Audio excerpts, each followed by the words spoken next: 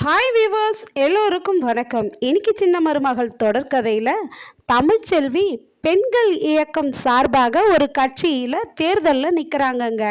அதுவும் இல்லாமல் அவங்க வீட்டுக்காரை எதிர்த்து நிற்கிறாங்க. எதிர்கட்சியாக சேதுவும் வேட்பாளராக நிற்கிறாரு. அப்போ இது வேண்டான்னுட்டு தமிழோட அம்மா சொல்கிறாங்க. அம்மா இல்லைம்மா, நான் இந்த கட்சியில் நிற்க தான் போகிறேன். பெண்களுக்கு நல்ல ஒரு சலுகைகள் கிடைக்கணும், அவங்க அடிமைத்தனத்திலிருந்து அவங்க முன்னுக்கு வரணும் அப்படின்னு சொல்லிட்டு நிற்கிறாங்க. அப்போ எல்லா பேட்டியாளரும் பேட்டி எடுக்கிறாங்க தமிழை. நீங்கள் எதுக்காக நிற்கிறீங்கன்ட்டு. பெண்கள் அடிமைத்தனத்திலிருந்து அவங்கள மீட்டு எடுக்கணும், பெண்களுக்கு நல்ல ஒரு வாழ்வாதாரம் கிடைக்கணுன்றதுக்காக நான் இந்த கட்சியில் நிற்கிறேன் அப்படின்றாங்க. அப்போ கேட்குறாங்க, உங்கள் கணவரை எதிர்த்துட்டு நிற்கிறீங்களே நீங்கள் அப்படின்னு சொல்லி கேட்குறாங்க. ஏன் அப்படின்னா, இது என்னுடைய சூழ்நிலை, அது மாதிரி கணவரை எதிர்த்துட்டு நிற்கிறேன்னுலாம் சொல்ல முடியாது. நான் யாரையும் எதிர்த்துட்டு இல்லை, பெண்களுக்காகவே நான் முழுக்க முழுக்க செயல்படுறதுக்காக தான் நான் இந்த தேர்தலில் நிற்கிறேன் அப்படின்னு சொல்லிட்டு பேட்டி கொடுக்குறாங்க. அப்புறம் தமிழ்ச்செல்வியை நிற்க வைக்கிற அந்த கட்சியினுடைய அமைப்பாளரை அவங்களையும் லக்ஷ்மி மேடத்தையும் பேட்டி எடுக்கிறாங்க. நீங்கள் இந்த தேர்தலில் தமிழ்ச்செல்வியை வேட்பாளராக நிற்க வைக்கிறதுக்கு என்ன காரணம்னு. அப்போ அவங்க சொல்கிறாங்க, தமிழ்ச்செல்வி ரொம்ப கஷ்டப்படுற குடும்பம், அதுவும் இல்லாமல் தைரியமான பெண்ணு, கஷ்டப்பட்டு படித்து +2ல் முதல் மதிப்பெண் பெற்றிருக்காங்க. அதனால் அவங்க இப்போது எம்பிபிஎஸ் படிச்சுட்டு இருக்காங்க. அது சாதாரண விஷயம் இல்லை. அதனால தான் அவங்க தைரியத்தை பாராட்டி தான் நாங்கள் எங்கள் அமைப்பு சார்பாக அவங்கள நாங்கள் இந்த தேர்தலில் வேட்பாளராக நிற்க வச்சுருக்கோம் அப்படின்னு சொல்கிறாங்க. அதுவும் இல்லாமல் அவங்களுக்கு ஆட்டோ சின்னமும் கிடச்சிருக்கு.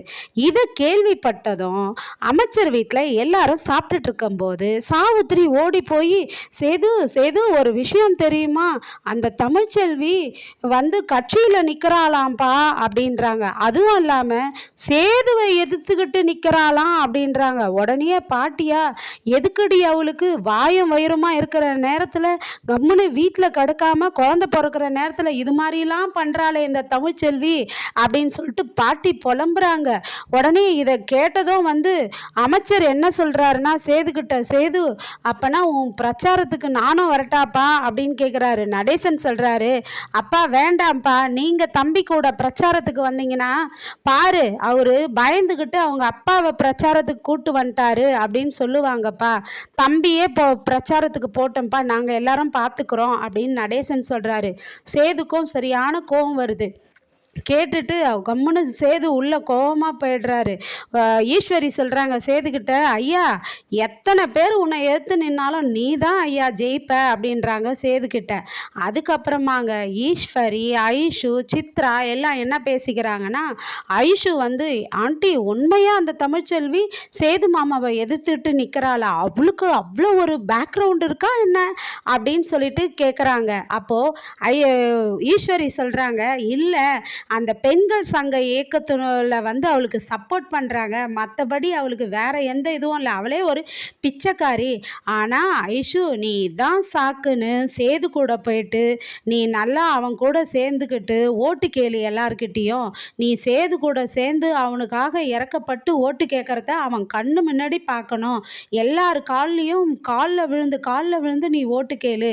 அப்போ தான் சேதுவுக்கு உன்னை கல்யாணம் பண்ணி வைக்க முடியும், உன் மேலே இறக்கம் வரும் சேதுவுக்கு, நீ இந்த வீட்டு மருமகளா ஆவ அப்படின்றாங்க.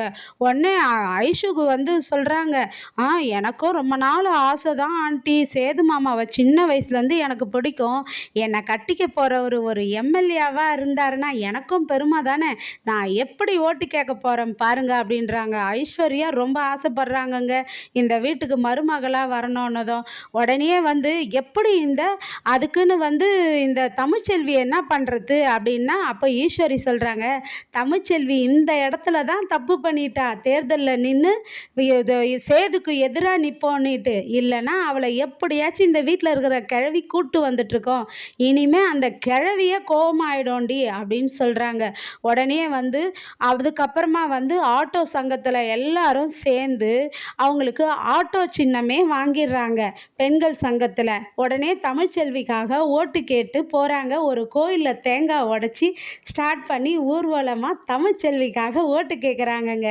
சேதுக்கும் தமிழ்ச்செல்விக்கும் நடக்கிற இந்த தேர்தல் களத்தில் யார் ஜெயிக்கிறாங்கன்னு வரப்போகிற கதையில் தொடர்ந்து பார்ப்போம். நன்றி. பாய்.